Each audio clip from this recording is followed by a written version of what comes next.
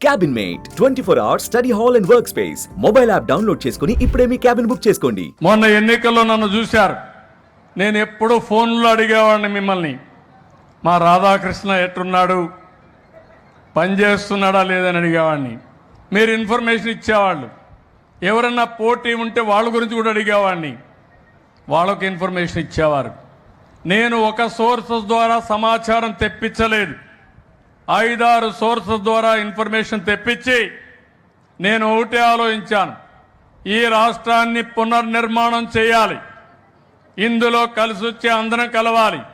అందులో భాగంగానే మిమ్మల్ని చూస్తే ఆ రోజు జనసేన అధినేత పవన్ కళ్యాణ్ గారు కూడా కలిసి రావాలనుకున్నప్పుడు కలిసి వచ్చాం, ఇద్దరం కలిసాం. ఆ తర్వాత ఈ రాష్ట్రాన్ని పునర్నిర్మాణం చేయాలంటే బీజేపీ కూడా అవసరం, అందుకని బీజేపీతో కూడా కలిశాం. ఈరోజు బీజేపీతో కలిశాము కాబట్టి కొంత డబ్బులు వచ్చాయి. కష్టకాలంలో ఉండే ఆ సమయంలో కేంద్రం సహకారం లేకపోతే మనం చాలా ఇబ్బందులు పడేవాళ్ళం. ఆ విషయం నేను చెప్పా, మీరు నమ్మారు, ముగ్గురి కలయిక ఆమోదించారు.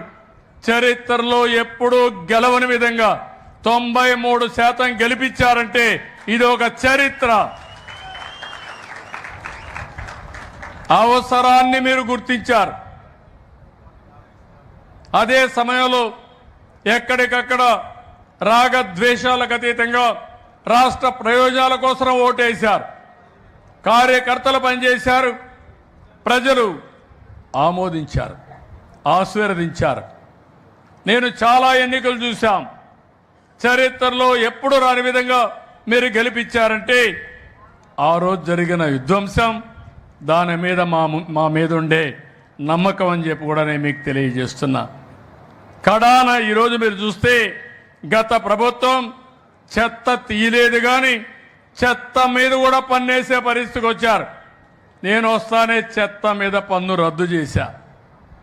ఇంకో పక్కన మీరు చూస్తే మీ యొక్క భూమి, మీ పెద్దలు ఇచ్చిన భూమి, వారసత్వంగా వచ్చిన భూమి, మీరు కష్టార్జితం సంపాదించుకున్న భూమి, ఆ భూములు కొట్టేసే పరిస్థితికి వచ్చారు. తణుకనంగానే గుర్తొస్తుంది టీడీఆర్ బాండ్లు, పెద్ద స్కామ్. మళ్ళా ఎదురుదాడి చేస్తున్నారు. అంటే మనం గుర్తుపెట్టుకోవాలి, నాయకులు ఎట్లా తయారయ్యారంటే తప్పులు చేయడం, రాజకీయ ముసుగులో ఎదురుదాడులు చేయడం. ఇలాంటి ఒకటి రెండు కాదు, భూమి మీది, మీ భూమి పైన పట్టాదారు పాస్ పుస్తకం మీద ఆనాటి పాలకులది బొమ్మేస్తే మీదేయాలా, లేకుంటే మీకు ఇచ్చిన మీ తల్లిలో తండ్రి పేరేస్తే సబబుగా ఉంటుంది తప్ప. అందుకే నేను ఒకే మాట చెప్పాను, తొందరలోనే మళ్ళీ ప్రక్షాళన చేస్తాం. రాజముద్రతో పట్టాదారు పాస్ పుస్తకాలు మీకు ఇచ్చే బాధ్యత ఈ ప్రభుత్వం తీసుకుంటుంది. ఇదే కాదు, ఏదైతే ల్యాండ్ టైటిలింగ్ యాక్ట్ తీసుకొచ్చారు, అంటే మొత్తం ప్రైవేటు వ్యక్తులను పెట్టి మీ ఆస్తులపైన పెత్తనం చేసే పరిస్థితికి వచ్చారు. కొన్ని లక్షల మంది భూముల్ని కబ్జా చేసే ప్రయత్నం చేశారు. ఇంకో పక్కన మీ రికార్డ్స్ అన్ని తారుమారు చేశారు. ప్రైవేటు భూముల్ని 22A అంటే గవర్నమెంట్ భూముల కింద పెట్టేశారు. ఇది నాకు పెద్ద సమస్యగా తయారయ్యే పరిస్థితి వచ్చింది. ఏది ఏమైనా ఇవన్నీ ప్రక్షాళన చేస్తాం. ఈరోజు నేను ఒకటే చెప్తున్నాను, ప్రతి ఒక్క డిపార్ట్మెంట్ కీ పర్ఫార్మెన్స్ ఇండికేటర్స్ తయారు చేశాం.